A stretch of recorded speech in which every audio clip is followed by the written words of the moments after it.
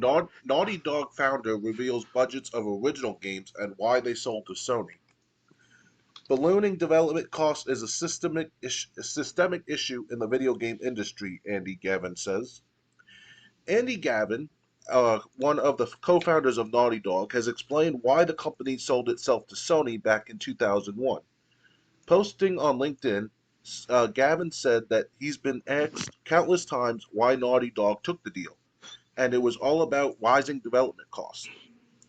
Gavin said when Naughty Dog first started making games in the 1980s, game development costs were manageable, with costs for games made in the early 30s, 80s, excuse me, running about 50,000 per game.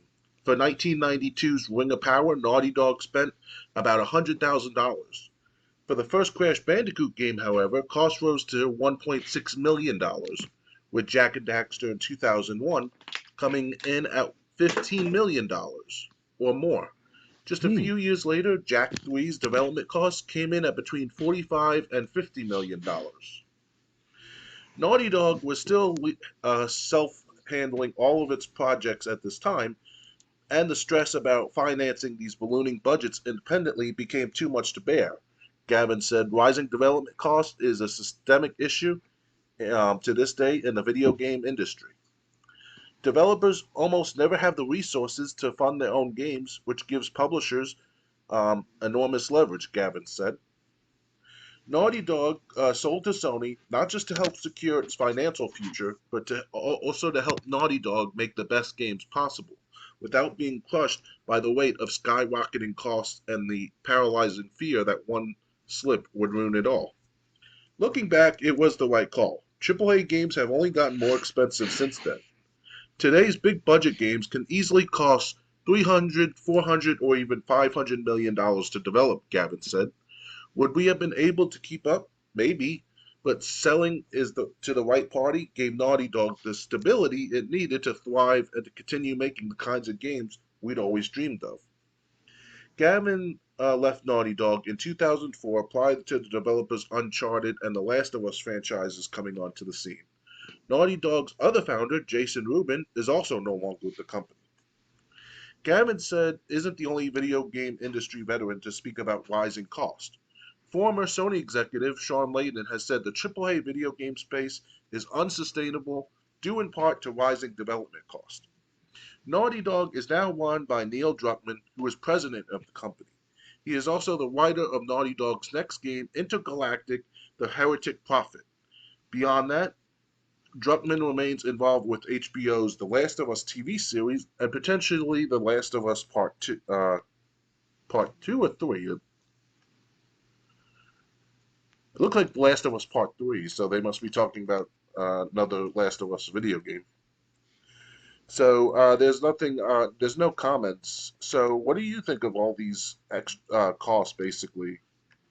It is into inflation, obviously, for the last few years, and that's before we talked about the Bidenomics thing in detail over the last couple of years now. But over the last at least 20 years now, Naughty Dog, they didn't made a good. This is my perspective as a gamer. They haven't made a good, decent amount of cost effectiveness with their budgets for the past 10 years now because of they're overdoing it and bloated about their own success and all, in my opinion, which is a good thing. Obviously, The Last of Us Part 1, which that came out 2013, 2014, give or take. Then the remaster came out 2015, 16. I got that on as a copy. But they start now screwing on with having a Part 2.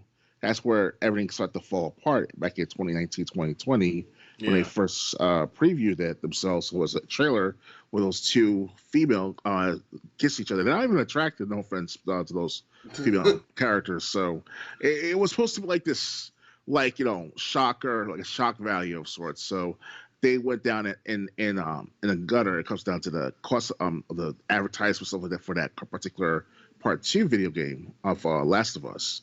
Although, over the decades, since 2000, what was it, just like 1994, 95 with Crash Bandicoot. I'm not sure about Spyro the Dragon, but definitely Crash Bandicoot. Then later, the Uncharted games, that helped out and maintain some kind of relevancy with Naughty Dog. So, But now it's like, they screwed up a bit with the Last of Us Part Two. Neil Druckmann, I think he was the director at the time when he was overseeing that project too, right? So, Yeah, uh, so it's they fucked up and they got too cocky. And people started to copy that over that cockiness. Oh, we can make a better Last of Us game after the first Last of Us, or like that of a Halo and FIFA 3 studios with the Halo Infinite. Say, oh, we can make a better Halo game than Halo 3 or so Halo 2 even. So it's stupid on their part. With FIFA 3 Industries now called Halo Studios. So yeah, it's hey, they got to sell. They got to make do with their debts, and hopefully they won't shut down anytime soon. But at this rate, though, coming in with big numbers of the new projects that we're supposed to do with that intergalactic game that come out, yeah. they kind of backtrack on that game. I'm like, don't do it. Don't backtrack. Can't make sure you come out with that game soon or this year or next year. Yeah, that's all. That's the only major game that's coming out so far within for the next couple of years, right? So, just was the fact that a few gamers don't like shaved lesbian wannabe. No offense to the female character and the one who creates design these characters. It's something different altogether. So it's let's see what happens. I hope they'll come up with the intergalactic game. We'll see how it looks like. Hopefully, it's not going to be a big failure. Looks good Right. with the science fiction also. Yeah, I mean, a lot of, but the thing is, a lot of these, I have to say, a lot of these games, that are failures. It's kind of like, how did you not see the game being a failure when we first heard about it? I mean, Suicide Squad, Kill the Justice League. As soon as we heard it was live service, we were like, it's doomed to fail, and it did spectacularly. It made Marvel's Avengers look competent. Um, so I mean, and they talk about rising costs, and look, everything costs more in the eight than it did in the '80s. But at the same time, like I said, it's also, you're not thinking about it from the consumer's perspective. You want them to shell out more money for your games, but you want to give them diminishing quality on those games. Yeah. And I mean, what has Naughty Dog really done since The Last of Us and Uncharted? Because Uncharted's been done since like 2014. Technically speaking, 2018, 2017, you want to include that all female major cast. The fifth one, if I recall correctly, Uncharted, called something else, something different. It's like not Untitled, but it's called Uncharted, and it was something about the loss of thieves, or not Sea of Thieves, something like that. Yeah, I can't explain the actual title to it. It's been a while, so. Okay, well, I haven't heard anything about like Uncharted since Uncharted 4 and the Nathan Drake collection when PS4 first came out. Um, and it's like, The Last of Us. I mean, like I said, that's there hasn't been really a Last of Us game in about 4 or 5 years now, or even longer than that. So it's kind of like, what have you done? And I know games take longer to develop too, but at the same time, it's kind of like, you don't have to make, if you can't afford to make a 20-hour game, make a 10-hour game. Release it in episodes like Telltale Games did. With the and I mean, there are different ways to go, but I think, like, yeah, maybe the old way costs more now than it did before, but who said you have to do it that way? Mm-hmm. And if I recall correctly, Independent studios can still make games, yeah, and they don't have any, and they can't afford anything like, 40, $50 million, $100 million to make a game. So how are they doing it? right. If I But go recall on. correctly, Triple J, they did what the soon to be do a Last of Us Part Two remake or remaster. So that's the most recent one I hear about from Naughty Dog so far. And when was that? When did you hear about that? Last summer, if not fall. Okay. What's his name again? The one who hosts the Game Awards show. Is that the Jeff Game Keighley? Award? Yeah, Jeff Keighley. He got his own summer Games Fest. special. Yeah. Yeah, so it's either that event or the Tokyo show or the Game Awards show that matter of the remake of Last of Us Part Two. But see, So, that's another thing. Remakes. I don't want to. If I want to play this, if it's like, if I want to play The Last of Us Part Two, and I don't have The Last of Us Part Two, but if I want to play The Last of Us Part Two, I'll play The Last of Us Part Two. I don't want to buy it again. hmm and that's another thing. Remakes. It's just like the Dead Rising remake. Enough. You made Yeah. it for Xbox One. Why do we need a third remake of the same game? Especially when you're gonna have, especially when you're gonna have a different voice actor, voice the main character, Frank. You're gonna have, and who knows what else you're gonna change. You're probably gonna change some of the bosses. Um, so it's kind of like what you know, just it's everything is remakes or sequels.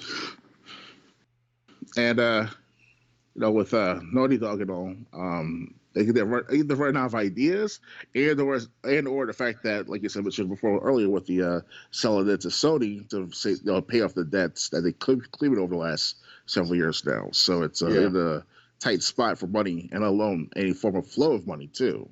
I hear that there was an investment um, trust fund of sorts, where it was like they call it like the ESG or the EI program, where they dish out money to those that do the political correctness of of these characters, make them all lesbian and black and unattractive with the blue hair and stuff like that. Like they actually funded kind of like that for the last 7 years, up until a couple years back now, and since 2022. People are waking up, the investors at least, that are waking up to, like, hey, we gotta stop doing what we do with this money here, because we're not making no money off of this crap. So right. Yeah, so I mean, it's also games don't people don't want political statements in their video games. Um, that's another plus, thing. I'm not saying Naughty Dog is guilty of that because I don't know that. Like I said, I don't have a PlayStation 4. I went with the Xbox. Probably was a mistake now looking back at it. mm, But um, you know, the so I don't know if Naughty Dog is guilty of that. I'm just saying game companies in general, and it's not just game companies. I mean, um, I'll just bring up Dark Side of the Ring on Vice on Vice's channel. You would think is a very political based channel. Why is Dark Side of the Ring the best TV show on that channel? Because there's no politics in it. They're not hammering you over the head using that show as a pedestal. That- So, of course, if people don't want to think about politics, they can watch, but they love wrestling and want to learn about wrestling from the past. They can watch that show and not worry about being hit over the head with politics. And that's unfortunately something that's been in games, that's been in TV shows. Hopefully, we're getting it out now. But that's another thing. There's a couple different things. It's return. It's what are customers getting for their money? I mean, we went from paying $60 for a full game. How good or how bad it would be subjective. To paying $60 for games that don't even work right sometimes.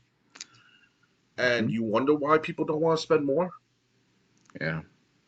So, and like I said, I'm not saying Naughty Dog is guilty of this. I'm not saying they're. I'm just saying, like I said, what have you done since The Last of Us Part Two, the original? Mm. Well, don't forget too, there are exceptions to having politics in our games. Like, for example, Metal Gear Solid games of law, That's especially. that's that's different because Metal Gear Solid does things about the past. So, like, the only time Right. they bring up politics is like if they have like a story in the past that.